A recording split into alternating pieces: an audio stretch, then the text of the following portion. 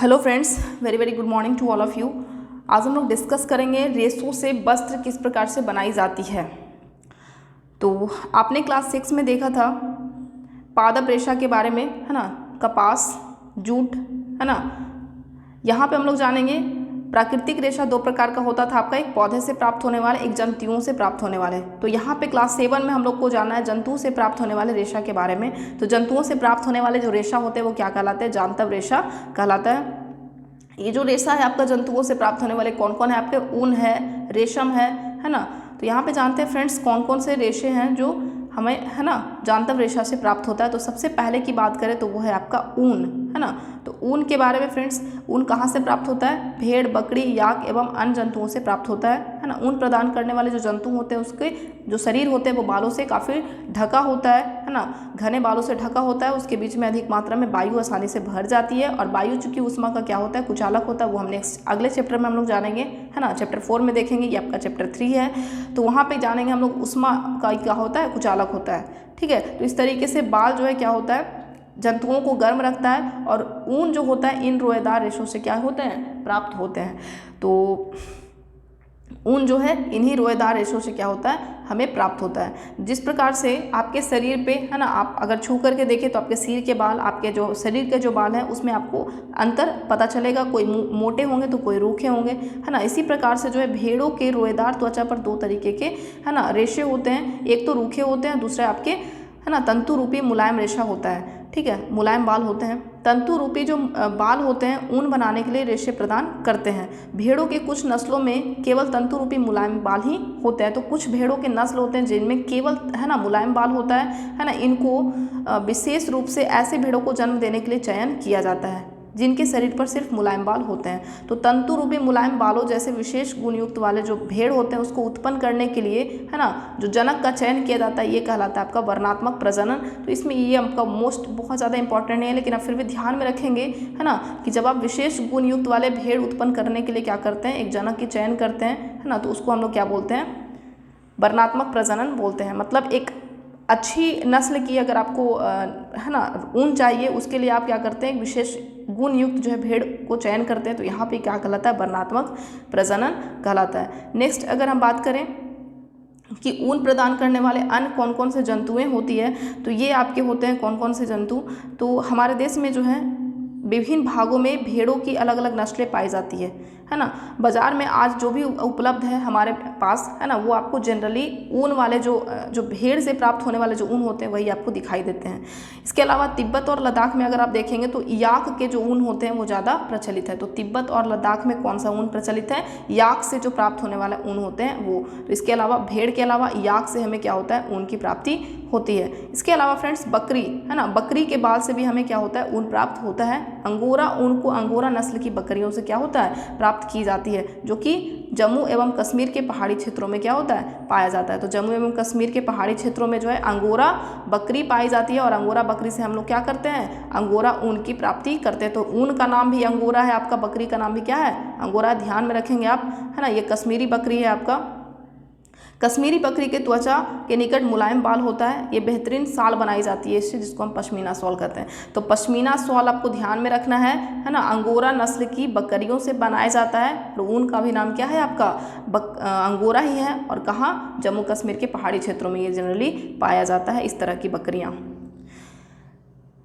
ऊँट के शरीर पे, है ना, ऊँट के शरीर के बालों का भी उपयोग ऊन के रूप में किया जाता है ना। तो बकरियों के अलावा हम लोग देख रहे हैं यहाँ पे ऊँट के जो शरीर होते हैं उनके ऊपर भी बाल होता है जिससे जो है ऊन बनाया जाता है। इसके अलावा दक्षिण अमेरिका में पाए जाने वाले लामा और एल्पाका, है ना, लामा और एल्पाका से भी क्या होता है? ऊन प्राप्त होता है। तो आपने देखा, है ना, भेड़ के अलावा याक से, बकरी से, है ना, ऊँट से, इसके अलावा लामा और एल्पाका, इन सभी चीज़ों से, इन सभी जंतुओं से क्या होता है? हमें ऊन की प्राप्ति होती है। ये आपका पिक्चर में देखिए, ये है आपका एल्पाका, है ना, ये देखिए, ये है आपका लामा और ये है आपका एल्पाका, ठीक ना। दोनों का लगभग सिर मिल रहा है ना, लेकिन थोड़ा सा आपका बड़ा छोटा है आपका, ठीक। तो ये ध्यान में रखेंगे आप। नेक्स्ट यहाँ पे क्रियाकलाप आपका इंपॉर्टेंट नहीं है कि आप जंतुओं को एकत्रित कीजिए, उनके बाल का ही सब, है ना, उतना इंपॉर्टेंट नहीं है आपका। नेक्स्ट आगे बढ़ते हैं, है ना। रेशों से किस प्रकार से ऊन बनाई जाती है ना, मतलब रेशों से किस प्रकार से हम लोग धागा बनाते हैं ये हम देखते हैं। ऊन प्राप्त करने के लिए भेड़ों को क्या किया जाता है? पाला जाता है, ठीक है। तो सबसे पहले जो चीज़ है ना, ऊन से जो रेशे से हम लोग जो ऊन प्राप्त करते हैं, तो रेशे से ऊन प्राप्त करने के लिए हम लोग क्या करेंगे, सबसे पहले प्रजनन है ना, पालन करेंगे उसको। तो ये पालन जनरली जो है जम्मू कश्मीर, हिमाचल प्रदेश है ना, अरुणाचल प्रदेश, उत्तराखंड, सिक्किम, पहाड़ी जितना भी क्षेत्र है आपका, इसके अलावा हरियाणा, पंजाब, राजस्थान के जो मैदानी क्षेत्र हैं, इन सभी क्षेत्रों में है ना, गड़ेड़ियों को आपने गड़ेड़ियों को, भेड़ों के झुंड को चराने के लिए आपने ले जाते हुए देखा होगा। भेड़ जो है शाकाहारी होता है, वे घास एवं पत्तियां पसंद करता है। तो क्या क्या चीज़ भेड़ खाता है, घास एवं पत्तियां पसंद करता है। इसके अलावा जो भेड़ पालक होते हैं, उनके चारे के अतिरिक्त जो है उनको क्या देते हैं, दाल, मक्का और ज्वार देते हैं और खल्ली देते हैं। जो बीज के जो तेल निकाले जाते हैं बीज से है ना, जो शेष बचता है उसको हम खल्ली बोलते हैं, और इसके अलावा खनिज भी खिलाते हैं। सर्दियों में भेड़ों को घर के अंदर जो है रखा जाता है और उन्हें पत्तियां, अनाज और सूखा चारा खिलाया जाता है। तो ये सभी ठीक है, बहुत ही कॉमन पॉइंट्स, लेकिन फिर भी फ्रेंड्स आपको ध्यान में रखना है कि भेड़ों को जो है क्या होता है, ये आपका शाकाहारी होता है ना। कौन कौन से इसको चारा खिलाया जाता है, तो आपके जो भी घास पत्तियां पसंद करता है, इसके अलावा जो है दाल, मक्का, ज्वार, खल्ली जो है इसको खिलाया जाता है। सर्दियों में इसको घरों के अंदर रखते हैं और पत्तियां, अनाज और सूखा चारा इसको खिलाया जाता है। तो इन सभी बातों को क्या करना है, आपको ध्यान में रखना है, ठीक है। हमारे पास जो है बहुत तरह के जो है भेड़ पाले जाते हैं है ना। तो भेड़ों के कुछ नस्ल हैं जो आपको यहाँ पे ध्यान में रखना है। भेड़ों की कुछ नस्ल के शरीर पर बालों की घनी परत होती है, जिनसे बड़ी मात्रा में है ना अच्छी गुणवत्ता की ऊन जो है क्या होता है, हमें प्राप्त होता है। जैसे कि पहले ही बताया गया कि इन भेड़ों को वर्णात्मक प्रजनन द्वारा इसको क्या किया जाता है, मतलब उत्पन्न किया जाता है। तो जिस भेड़ की जो भेड़ अच्छी गुणवत्ता वाली ऊन जो है प्रदान करता है, उस तरीके का हम लोग वर्णात्मक प्रजनन के द्वारा वैसे जो है नस्ल की जो भेड़ होती है ना, क्या करते हैं, उत्पन्न करते हैं। जब पाली गई भेड़ के शरीर पर बालों की घनी वृद्धि हो जाती है, तो ऊन प्राप्त करने के लिए उसके बाल को क्या कर दिया जाता है, काटा जाता है, ठीक। तो यहाँ पे सबसे पहले हम लोग जानिए कि भेड़ों की कुछ भारतीय नस्ल कौन कौन से हैं, जहाँ से आपको एग्जाम में क्वेश्चन पूछा जाता है। तो सबसे पहले नस्ल है आपकी लोही है ना, जिसको ये जो है अच्छी गुणवत्ता की ऊन जो है हमें प्रोवाइड करता है। कहाँ पाया जाता है, राजस्थान और पंजाब में। तो बहुत ही आसान है, आप कंसंट्रेट होकर के बिल्कुल ध्यान से यहाँ पे देखिए आप है ना। लोही जो नस्ल है वो कहाँ पाया जाता है, राजस्थान और पंजाब में पाया जाता है। नेक्स्ट की अगर बात करें तो ये है आपका क्या, रामपुर बुशायर। रामपुर बुशायर नस्ल की जो भेड़ है, उससे जो है ना भूरी ऊन प्राप्त होती है ना, भूरी ऊन प्राप्त करता है, ये देता है। और ये कहाँ पाया जाता है, उत्तर प्रदेश और हिमाचल प्रदेश है ना। उत्तर प्रदेश और हिमाचल प्रदेश में बुशायर पाया जाता है, बुशायर नस्ल की जो भेड़ होती है। नेक्स्ट जो है उसका नाम है नाली है ना। ये गलीचे की ऊन, गलीचे की ऊन मतलब कारपेट वाला है ना, जिससे कारपेट आप बनाते हैं, जिससे कालीन बनाया जाता है ना, वो उस तरीके की ऊन जो है देती है। उस तरीके की ऊन जो है ना, उनकी जो गुणवत्ता होती है नाली नाम के नस्ल की, तो होता है क्या, कारपेट वाला ऊन बना देता है ये। और राजस्थान, हरियाणा और पंजाब, तो लोही और नाली है ना, लगभग आप देख रहे होंगे सेम जगह पे पाया जा रहा है। नेक्स्ट है आपका बाखरबाल, जो कि जम्मू कश्मीर में होता है, और ये जो है इसका जो ऊन होता है शालों को बनाने के लिए काफ़ी ज़्यादा यूज़ किया जाता है। तो शॉल्स जो बनाए जाते हैं, शॉल, वो सभी बाखरबाल जनरली ऊन से बनाया जाता है। बाखरबाल नस्ल के जो भेड़ होते हैं उनके ऊनों से प्राप्त किया जाता है। कहाँ पाया जाता है, जम्मू कश्मीर में, ठीक है। नेक्स्ट है आपका मारवाड़ी। मारवाड़ी जो होता है आपका है ना, ये मोटी एवं रुक्ष है ना, कोअर्स जो ऊन होता है, कोअर्स मतलब रूखा जो ऊन होता है, वो उससे बनाया जाता है, मारवाड़ी से है ना, जनरली जो गुजरात में पाया जाता है। नेक्स्ट है आपका पाटनवाड़ी, जो कि हौजरी के लिए, मतलब जो सॉक्स होते हैं, जो मौजे होते हैं है ना, तो मौजा बनाने के लिए, सॉक्स बनाने के लिए हम लोग इसका यूज़ करते हैं। ये भी पाया जाता है कहाँ, आपका गुजरात में। तो ध्यान रहेगा, लोही आपका कहाँ पाया जाता है, राजस्थान और पंजाब में। लोही और नाली ये दोनों कहाँ पाए जाते हैं, राजस्थान और पंजाब, राजस्थान पंजाब, ध्यान में रहेगा। रामपुर बुशायर आपका उत्तर प्रदेश और हिमाचल प्रदेश में। इस तरह से बाखरवाल जम्मू कश्मीर, और ये दोनों मारवाड़ी और पाटनवाड़ी, दोनों में क्या लगा हुआ है, बाड़ी, और ये कहाँ पाया जाता है, गुजरात में है ना। और ऊन की गुणवत्ता आपको ध्यान में रखना है, कभी कभी आपको मेल मिलान कर करके आपको दे देता है ना, तो आपको मेल मिलान में आपको काम आएगा कि बाखरवाल है तो बाखरवाल किस तरह के है ना, जो सॉल बनाने के लिए जो ऊन होता है वो प्रोवाइड करता है। मारवाड़ी जो है रूखा ऊन प्रदान करता है। इसी तरह से पाटनवाड़ी जो है हौजरी के लिए यानी सॉक्स बनाने वाला ऊन। नाली जो है वो आपका गलीचे का ऊन यानी कि कारपेट वाला कालीन बनाने वाला जो ऊन है वो गुणवत्ता होती है इसकी। इसके बाद बुशायर जो है, रामपुर बुशायर, जो कि भूरी ऊन प्रदान करता है। नेक्स्ट है आपका लोही नस्ल की जो भेड़ होती है वो आपको अच्छी गुणवत्ता की ऊन देती है। तो सबसे अच्छी गुणवत्ता की अगर नस्ल की बात करें तो सबसे अच्छा जो है नस्ल कौन सा है, आपका लोही, जो कि सबसे अच्छी गुणवत्ता की ऊन जो है देता है, जो कि कहाँ पाया जाता है, राजस्थान और गुजरात में। तो आपको ध्यान में रखना है ना। बाखरवाल से आपको क्वेश्चन पूछा जा चुका है प्रीवियस ईयर एग्जाम्स में, तो आपको सभी के बारे में आपको ध्यान में रखना है। नेक्स्ट की अगर बात करें फ्रेंड्स, तो हम ऊन को संसाधित है ना रेशों से ऊन किस प्रकार से बनाते हैं, तो इसके बहुत सारे निम्नलिखित है ना चरण यहाँ पे है, तो हम लोग यहाँ से स्टेप बाय स्टेप देखते हैं। तो स्टेप 1 में अगर देखें है ना, स्टेप 1 की अगर बात करें तो सबसे पहले क्या की जाती है, ऊनों की कटाई की जाती है ना। जो भेड़ होते हैं, भेड़ के बालों को त्वचा की पतली परत के साथ क्या कर लिया जाता है, उतार लिया जाता है। इसको हम लोग क्या बोलते हैं, ऊन की कताई बोलते हैं। तो सबसे पहले स्टेप 1 में क्या करते हैं, ऊनों की कताई करते हैं, है ना। तो जिस प्रकार से है ना नाई जो है आपके बाल काटते हैं, नाई जो है ना, उसी प्रकार से यहाँ पे जो है भेड़ों के शरीर से जो है क्या की जाती है, बाल को उतारा जाता है। और ये जो है जनरली कब उतारा जाता है, आपका गर्मी के दिनों में, ताकि जो है भेड़ जो है बालों के सुरक्षात्मक आवरण को न रहने पर जीवित रह सके। अगर आप ठंडे के दिनों में अगर आप उतार लेंगे इसके बालों को तो क्या होगा, बेचारा मर जाएगा, है ना। तो बूझों को आश्चर्य है कि जब कोई उसके बाल खींचता है तो दर्द होता है, परंतु वो बाल कटवाता है या फिर तो दर्द क्यों नहीं होता है। तो फ्रेंड्स आप जानते हैं है ना, जो त्वचा की जो सबसे ऊपरी वाली परत होती है ना, वो अधिकांश मृत कोशिकाओं की बनी होती है ना। तो भेड़ के बाल फिर से क्या होते हैं, उग जाते हैं, है ना, जैसे कि आपके उग जाते हैं। तो सबसे ऊपर वाली जो त्वचा का सबसे ऊपर वाला जो परत होता है वो क्या होता है, अधिकांशतः मृत कोशिकाओं से बना होता है। इसीलिए जो है भेड़ों को जब ऊन उतारा जाता है तो उसके दौरान जो है विशेष कष्ट नहीं होता है, ठीक। तो सबसे पहले आपने देखा स्टेप 1 में क्या किया जाता है, कताई की जाती है, मतलब कि जो है क्या किया जाता है, ऊन की कताई करते हैं। स्टेप 2 फ्रेंड्स देखते हैं यहाँ पे।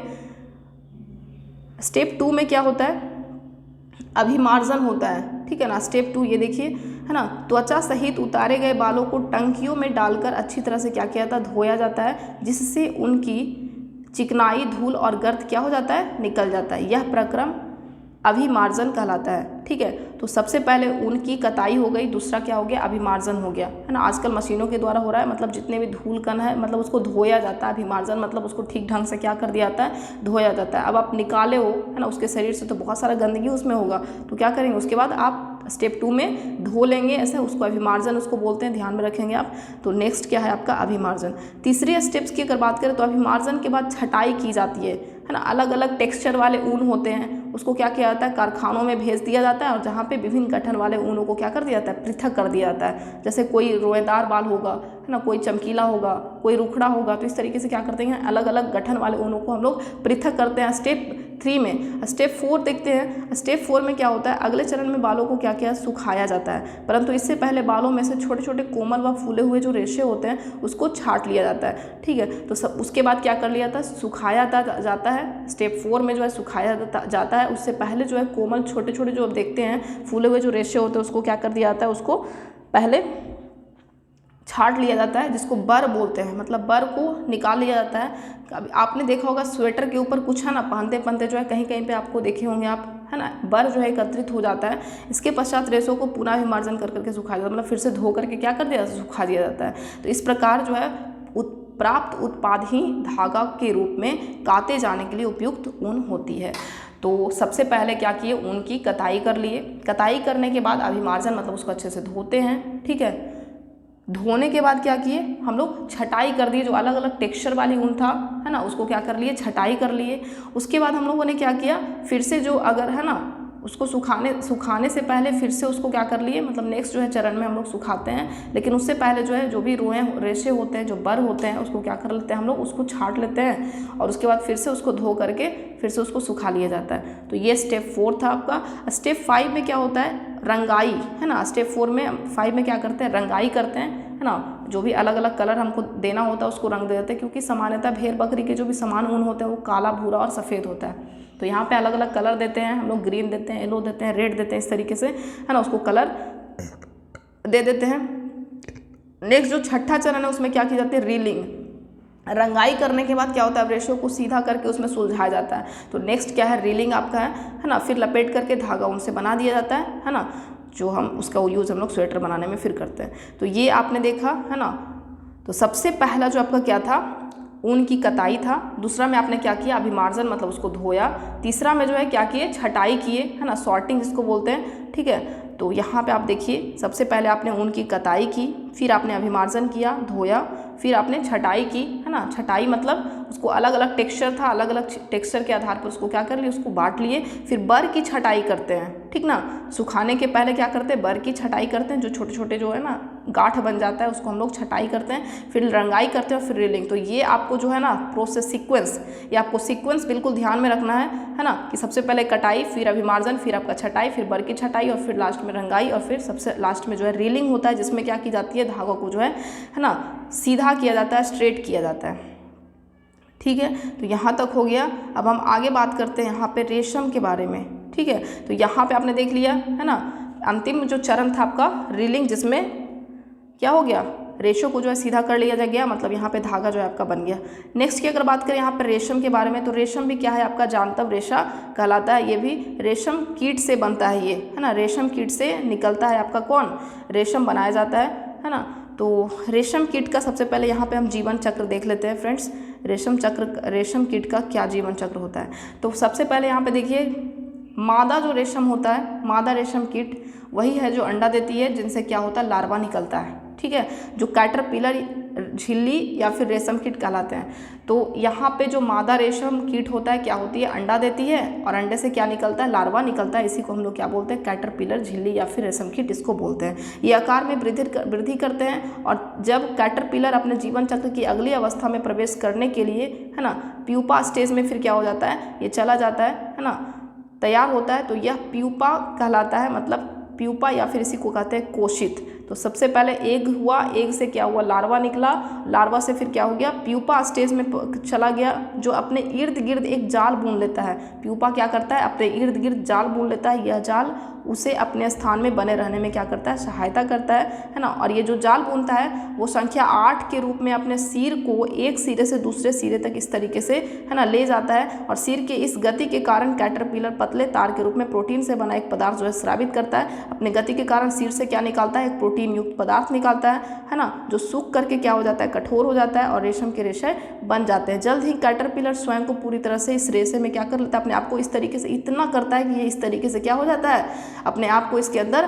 ढक लेता है। और ये आवरण क्या कहलाता है, कोकून कहलाता है। तो ये जो आवरण जो अपने आप को क्या कर लिया, इस तरीके से बिल्कुल ढक लिया, ये आवरण को क्या कहते हैं हम लोग, कोकून कहते हैं। रेशम के रेशे का उपयोग रेशम के वस्त्र बनाने के लिए क्या किया जाता है, उपयोग किया जाता है। क्या आप कल्पना कर सकते हैं कि रेशम का मृदु रेशा स्टील के तार जितना मजबूत होता है। तो आप यहाँ पे समझ लीजिए कि रेशम का जो रेशा होता है वो किसकी तरह मजबूत होता है, स्टील के तार जितना मजबूत होता है। तो ये आप देखिए नर वाला है मतलब ये जो है नर रेशा मतलब कीट है और ये आपका मादा रेशम कीट है। ठीक, तो मादा रेशम कीट जो होता है वो साइज़ में थोड़ा बड़ा होता है, ये आपका छोटा होता है। ठीक है, तो ज़्यादा कार्य इसमें किसका है, मादा का है। ठीक, जो फीमेल रेशम कीट होता है, सिल्क वॉर्म होता है, फीमेल सिल्क वॉर्म जो है वो ज़्यादा काम करती है, फीमेल सिल्क वॉर्म। नेक्स्ट यहाँ पे देखते हैं फ्रेंड्स। नेक्स्ट आगे यहाँ पे देखिए, शहतूत की पट्टी पे अंडा देता है। ठीक, इसके बाद क्या बनता है, लार्वा। ये है इसका कैटरपिलर स्टेज। आपको जो दिख रहा है पिक्चर में ये क्या है, कैटरपिलर है। इसके बाद क्या हो जाता है, ये कोकून इस तरीके से बनता है। कोकून में विकासशील कीट हो रहा है अंदर, है ना, अपने आप को जो ढकता है उसको हम लोग क्या बोलते हैं, कोकून बोलते हैं। ठीक, तो नेक्स्ट हम आगे देखते हैं यहाँ पे, रेशम का धागा रेशम कीट के कोकून से प्राप्त होता है ना। रेशम का धागा कहाँ से प्राप्त होता है, रेशम कीट, है ना, कोकून जो बनाया अपने आप को जो ढका, है ना, इस तरीके का, इसी से क्या होता है, रेशम धागा जो है तैयार किया जाता है। रेशम कीट अनेक किस्म के होते हैं, एक दूसरे से काफ़ी अलग दिखाई देते हैं और उनसे प्राप्त होने वाला जो रेशम का धागा है उसका गठन जो है अलग अलग तरह का होता है, कोई चमकीला, कोई चिकनाहट, है ना। तो इस प्रकार से यहाँ पे आपको ध्यान में रखना है 3 तरह का रेशम, एक है टसर, दूसरा मूगा और तीसरा कोशा। तो मूगा लिखा हुआ है ना, टसर रेशम, मूगा रेशम और कोशा रेशम तथा अन्य प्रकार के रेशम विभिन्न किस्म के रेशम कीटों द्वारा काटे गए कोकूनों से प्राप्त किया जाता है। तो आपको ध्यान में रखना है तीनों, टसर, मूगा और आपका कोशा। यहाँ से क्वेश्चन आपको पूछा जाता है, VVI है आपका बिल्कुल। सबसे सामान्य रेशम कीट जो होते हैं वो शहतूत रेशम कीट होते हैं। इस कीट के कोकून से प्राप्त होने वाले रेशम जो होते हैं फाइबर मृदु, चमकदार, लचीला होता है तथा इसे जो है सुंदर रंगों में रंगा जा सकता है। तो यहाँ पे शहतूत रेशम कीट जो है वो सामान्य रेशम कीट है। यहाँ से हम लोग यहाँ पे इसके बारे में हम लोग डिटेल यहाँ पे जानते हैं कि किस प्रकार से जो है शहतूत वाला रेशम कीट जो है मतलब बनता है ना। तो ये देखिए कोकून से रेशम तक, है ना, कोकून से किस प्रकार से रेशम बनता है आप यहाँ पे देखिए। तो रेशम प्राप्त करने के लिए रेशम कीटों को क्या किया जाता है, पाला जाता है, ठीक है। उनके कोकून को एकत्र करके रेशम के फाइबर बनाए जाते हैं। अब यहाँ पे देखिए किस प्रकार से पालन होता है। कोई मादा रेशम एक बार में क्या करता है, सैकड़ों अंडे देते हैं, ठीक ना, और अंडों को सावधानी से कपड़े की पट्टी या फिर कागज़ पर संग्रहित करके रेशम कीट पालकों को बेच दिया जाता है या किसान को बेच दिया जाता है। इसके किसान जो क्या करता है, अंडों को स्वास्थ्यकर स्थिति, जो उसके लिए अनुकूल स्थिति है ना, जितना ताप चाहिए, जितने आर्द्रता चाहिए, उसमें क्या करता है, रखता है, और अंडों को उपयुक्त ताप तक गर्म रखा जाता है, जिससे अंडे से क्या होता है, लार्वा निकल जाए, है ना। तो उसको जो है एक उपयुक्त ताप तक गर्म रखा जाता है, जिससे क्या हो जाता है, अंडे से लार्वा निकल जाता है। इसी लार्वा से क्या होगा, आगे की जो जीवन प्रोसेस है वो इसका चलेगा। तो यहाँ पे देखिए फ्रेंड्स, यह तब तक किया जाता है जब तक कि शहतूत के वृक्षों पर नई पत्तियां आती है ना। तो ये तब किया जाएगा जब, मतलब कि अंडों को उपयुक्त ताप तक कब गर्म रखते हैं, जब शहतूत के वृक्षों पर नई पत्तियां आती है ना। लार्वा जो कि कैटरपिलर अथवा रेशम कीट कहलाता है, दिन रात खाते रहता है। किसको खाता है, तो शहतूत की पत्ती को खाता रहता है ना। और खाते खाते क्या हो जाता है, साइज़ काफ़ी इसका बड़ा हो जाता है। किसका साइज़ बड़ा होता है, जो आपका कैटरपिलर है उसका साइज़ बड़ा होते जाता है। लार्वा को शहतूत की ताज़ी कटी पत्तियों के साथ बांस की स्वच्छ ट्रे में रखा जाता है। तो पहले जो है शहतूत की पत्ती, मतलब शहतूत के पत्ती के साथ उसको क्या कर दिया जाता है, बांस की स्वच्छ ट्रे में रख देते हैं उसको, है ना। बांस का स्वच्छ ट्रे होता है, इसमें जो है पत्तियों को जो है रख दिया जाता है इस तरीके से, है ना। ये पत्ती है और ये आपका क्या होता है, कैटरपिलर होता है ना। तो इस तरीके से जो है ये आपका क्या है, कैटरपिलर है ना, कैटरपिलर होता है। तो इसको क्या कर दिया जाता है, बहुत छोटा रहता है, बच्चा रहता है ना, इसलिए इसको क्या कर दिया जाता है, उसके साथ ताज़ी कटी पत्तियों को भी रख दिया जाता है, ताकि छोटा छोटा, पहले तो छोटा छोटा चॉप करके खाएगा, फिर जैसे जैसे बड़ा हो जाएगा, है ना, ये लगातार चॉप कर करके पत्तियों को खाता जाता है और लगभग 20 से 25 दिन तक खाते रहता है। 20 से 25 दिन के बाद क्या होता है, कैटरपिलर जो है पत्तियों को खाना बंद कर देता है और कोकून बनाने के लिए क्या करता है, वो बांस के बने हुए छोटे छोटे कक्षों में चले जाते हैं। तो बांस के बना हुआ जो है इस प्रकार से कक्ष बना हुआ होता है, उसमें चला जाता है और इस प्रकार से जो है कैटरपिलर और रेशम कीट जो है कोकून बनाते हैं, जिसके भीतर जो है प्यूपा विकसित होता है। तो इस तरीके से यहाँ पे 8 लाइक स्ट्रक्चर में इस तरीके से जो है क्या करता है, अपने सिर को एक सिरे से दूसरे सिरे पर इस तरीके से घुमाता जाता है और मुंह से जो है प्रोटीन निकलता जाता है। फाइब्रिन नाम का प्रोटीन होता है ना, फाइब्रिन आपको पूछा नहीं जाएगा ये, लेकिन ध्यान में रखें आप, प्रोटीन ये होता है आपका, मतलब रेशम जो होता है क्या है आपका, एक प्रकार का प्रोटीन है, ठीक। तो इस तरीके से जो है अंदर क्या हो गया, इस तरीके से पूरी तरह से अपने आप को ढक लेगा, है ना, और वो कोकून बना देगा, जिसके भीतर क्या होगा, प्यूपा विकसित होता रहता है। अब नेक्स्ट आगे देखते हैं फ्रेंड्स, यहाँ पे रेशम का संसाधन। तो रेशम जो है फाइबर प्राप्त करने के लिए कोकूनों की बड़ी ढेरी का उपयोग किया जाता है ना। वयस्क कीट में विकसित होने से पहले ही कोकूनों को क्या कर दिया जाता है, धूप में रख दिया जाता है या पानी में उबाल दिया जाता है या फिर भाप में रख दिया जाता है, ठीक है ना। अंदर जो है कीट जो है विकसित होने से पहले ही उसको क्या कर दिया जाता है, पानी में उबाल दिया जाता है। जैसे ही पानी में उबालेगा क्या होगा, फाइबर आपका पृथक हो जाएगा। रेशम के रूप में उपयोग के लिए कोकून में से रेशा निकालने के पश्चात, है ना, उनसे धागे बनाने की प्रक्रिया क्या कहलाती है, रेशम की रीलिंग कहलाती है। तो यहाँ पे आप ध्यान में रखेंगे, रेशम के रूप में उपयोग के लिए कोकून में से रेशा निकालने के पश्चात उनसे धागा बनाने की प्रक्रिया। तो रेशे से धागा बनाने की जो प्रक्रिया है, रेशा से धागा बनाया जा रहा है, किसका धागा, है ना। तो रेशे से धागे बनाने की प्रक्रिया क्या कहलाती है, रेशम की रीलिंग कहलाती है। तो आप इसको भी ध्यान में रखेंगे, नोट करेंगे आप इस पॉइंट को, है ना। रेशे निकालने के पश्चात उनसे धागा बनाने की प्रक्रिया क्या कहलाती है, रीलिंग कहलाती है। रीलिंग विशेष मशीनों से की जाती है, जो कोकून में से फाइबर और रेशे को क्या करती है, निकालती है ना। जो कोकून में से फाइबर या फिर रेशा को क्या करता है, निकालता है। फिर रेशम के फाइबर को क्या कर दी जाती है, फिर उसकी कताई की जाती है, जिससे रेशम के धागे जो हैं प्राप्त हो जाते हैं। बुनकरों द्वारा रेशम के इन्हीं धागों से क्या किया जाता है, वस्त्र बनाया जाता है। तो फिर इस धागे से क्या हो जाती है, वस्त्र। तो सबसे पहले रेशे से क्या बना आपका, रेशा से क्या बना आपका, धागा बना, है ना, रेशम का धागा, और रेशम के धागे से जो है क्या बना, वस्त्र का फॉर्मेशन हो जाता है। तो जिस प्रकार के कपास के धागे, है ना, यहाँ पे पहले जानना चाहते हैं कि क्या कपास के धागे और रेशम के धागे की कताई और बुनाई एक ही प्रकार से होती है।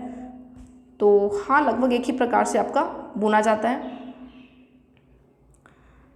अब यहाँ पे हम प्रमुख शब्द है ना और सारांश के रूप में जो है वो हम देख लेते हैं। तो रेशम